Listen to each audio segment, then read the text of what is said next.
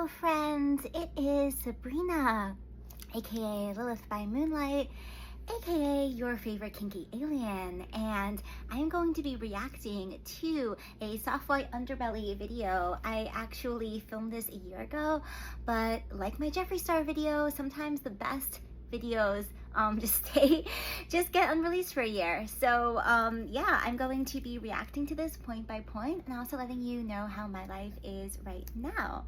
Let's get started. To describe yourself. I would describe myself as a kinky alien.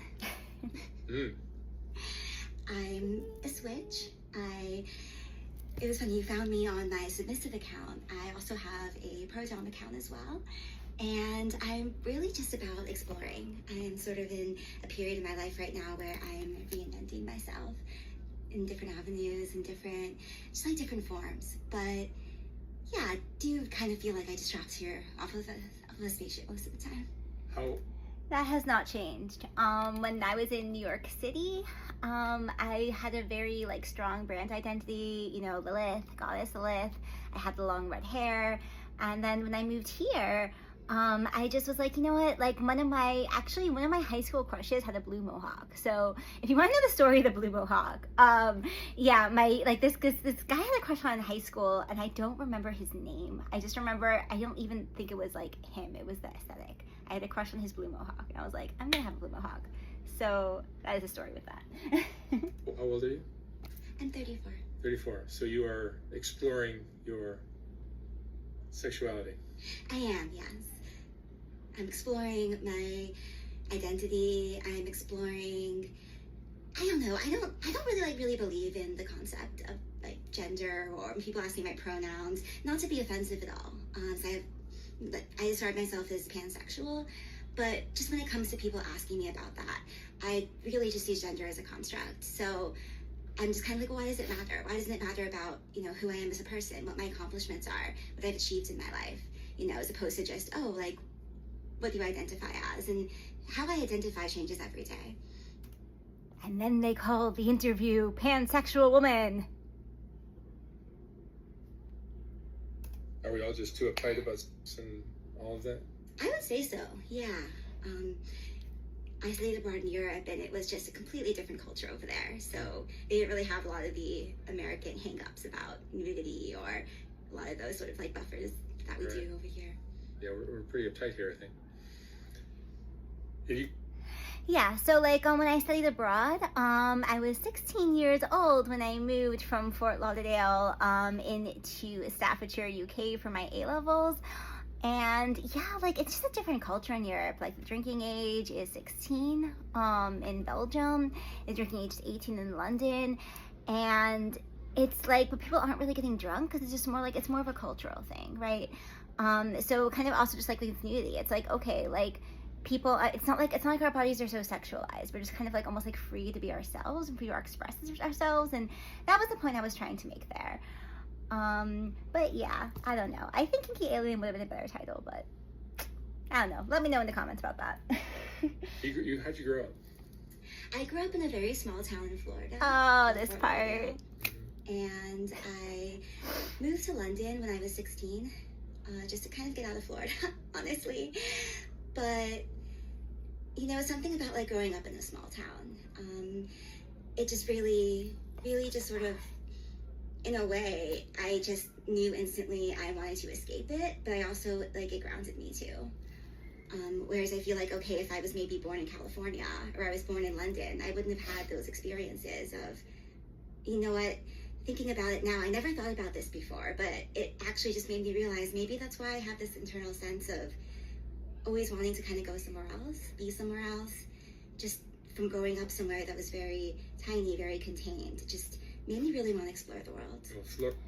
Okay, so this was the hottest debate in the comments. This is a thing that everyone was talking about. Fort Lauderdale is not a small town. And I would really love to dive into that. I was actually born in this place. It was actually outside of central Fort Lauderdale. So the town I was in, it actually was called unincorporated. It did not have a title. It was that small that they said, okay, this small part of Florida has to be incorporated into either plantation or Fort Lauderdale. And we were all like, let's go, and all of us like wanted to go to the plantation. And I don't really want to say where I'm from exactly because I don't want to dox myself, but it's like, yeah, let's just suffice to say this was not central Fort Lauderdale. This was like my town I personally grew up in was so small, it was actually called unincorporated. So I don't know why there was like a lot of hate in the comments or a lot of people saying that, because it's like, if you were there in, you know, if you were growing up somewhere called unincorporated, yeah, that's pretty small. It did not even have a name. It was like not, and it was also relative to my experiences as one of the other commenters, I'll do another video responding to the comments said with London, then yeah, like it is definitely small compared to the places I went later on in my life. Florida to London is a big jump. Culturally, right? Yeah. Well, I started off in a small town. I went to Staffordshire first, so I studied abroad for my senior year of high school, and that was really fun.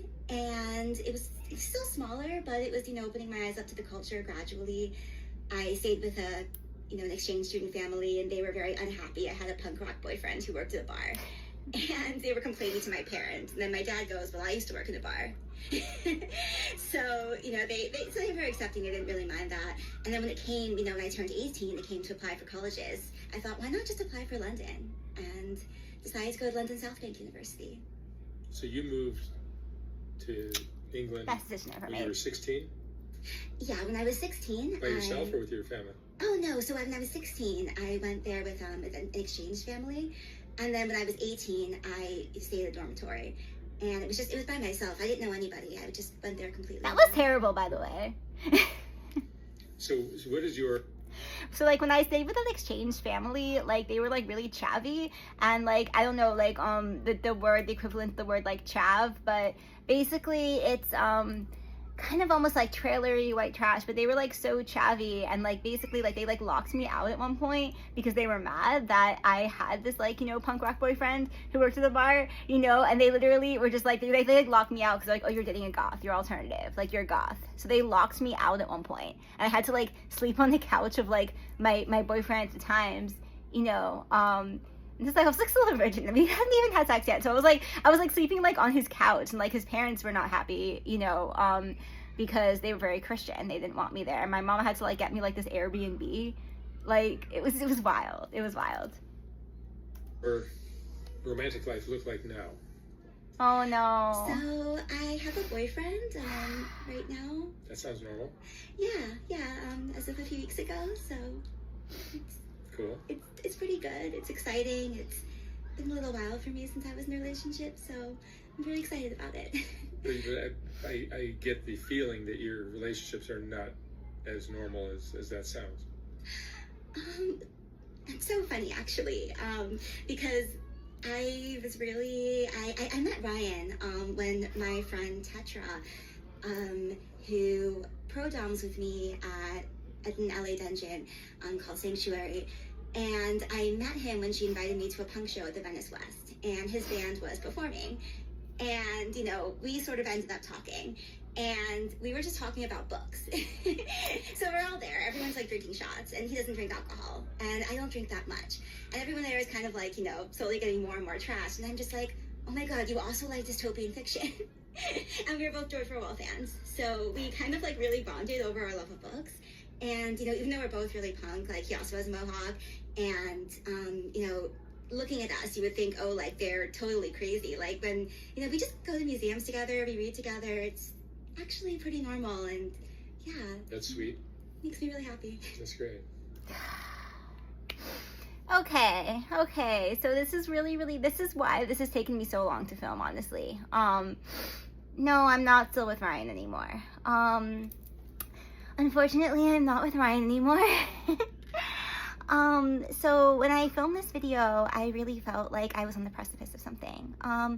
When I shot this video, I was about to be starring in this adult film called Lust Note, and like we shot a lot of the scenes, and unfortunately, like the producer ended up dying, so the film never got made.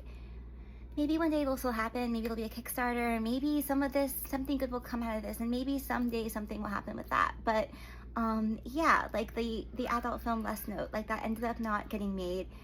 The guy I was dating and me did end up breaking up. Sorry to hear that. sorry to hear that, you guys. I know, because I know there's a lot of like Ryan fans here, so I don't know. If he wants to unblock me on social media, then he can be my guest. I think that when I did this interview, unfortunately, like what I learned from that experience was I sort of like trauma dumped on him, like not intentionally, but it brought up a lot for me, because this is only a 5-minute clip. There are other parts of the interview, like this is a half-hour long interview. I'm just reacting to this 5-minute long Facebook clip right now that's gone viral with like over 1 million views on it. But there's other parts of this interview like that maybe I'll react to later if I can emotionally handle it. I'll see about that. But there are other parts of this interview where I talk about my trauma, and I feel like it brought up some of that trauma for me. And when I started dating this guy, I feel like, you know, he just kind of freaked out about it. I freaked out about it, you know, and that interview didn't even like air, you know, for like, for over a year. So that's what's going on with that. I am still working at Sanctuary. My friend, unfortunately, is no longer there. I miss you, Tetra. I really do. But I am still at Sanctuary, so that part hasn't changed. I'm still enjoying working there. Relationship-wise, like, I don't know. I feel like, it's interesting, because when you watch, like, them, I could maybe dive deeper into this. It's already, like, 11 minutes, and I'm actually have to go pretty soon because I am going to see a musical. I'm gonna go see a musical tonight, you guys, so I'm very excited about that. The name of the musical... What was the name of the musical? I have to go to my messages and like, I just asked someone. I was like, wait, what was the name of this musical? It's like a Boxes.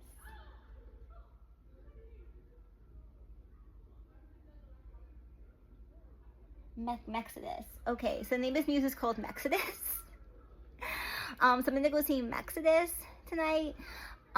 Which I'm excited about. It's like this musical about the Underground Railroad, and I'm very excited to be seeing that. So I have to go now to go get ready to go see this musical and to continue my life. You know, also someone from Florida, so that's pretty funny. But yeah, and in terms of like, you know, the love stuff, I don't know. One of my friends told me that, oh my god, when my friends told me something pretty deep, they were like, you know, you're this like performer and you keep attracting like emotionally unavailable people or whatever, like because of the stuff with your dad, because of other stuff that I later got into in this interview. And they were like, you know, you just kind of attract these people where it's like they give you just enough, but then like they kind of aren't emotionally available, like they're not ready to be with you. And I've been kind of like sitting with that.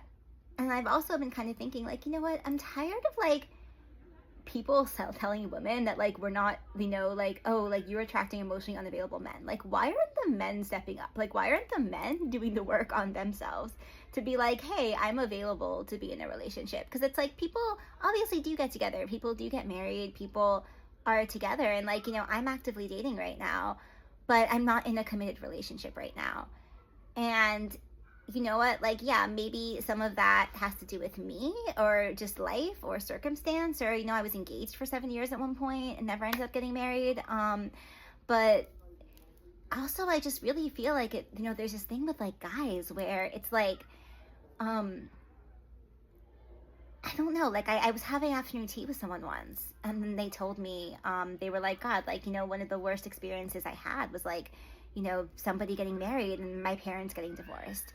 And to me, I'm just like, okay, but like you could have married them. Like you have to do that, right? It's like, you know what, let's do it. And recently, like I got back from this music festival, and I was like on this, you know, video call with somebody, and that made me feel really happy that like they checked in. Like I was on like this Facebook call with somebody, and they saw one of my statuses, and they saw I was like, maybe this isn't a good idea, and they're like, are you okay? And I had a video call with them.